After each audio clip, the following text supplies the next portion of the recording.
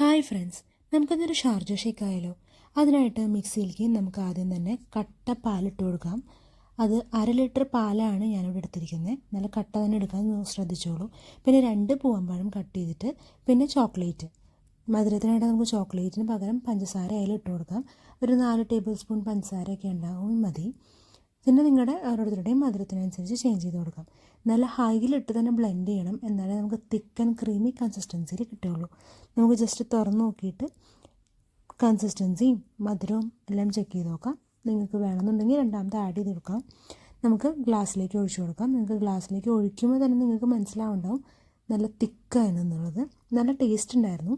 അപ്പോൾ നിങ്ങളെല്ലാവരും ഒന്ന് ട്രൈ ചെയ്ത് നോക്കിക്കോളൂ. അതേകൂടി 3 ഇൻഗ്രീഡിയൻസ് മാത്രം മതി നമുക്ക്. പാല്, പഴം പൂവമ്പഴം തന്നെ എടുക്കാൻ ശ്രദ്ധിച്ചോളൂ, പിന്നെ പഞ്ചസാര.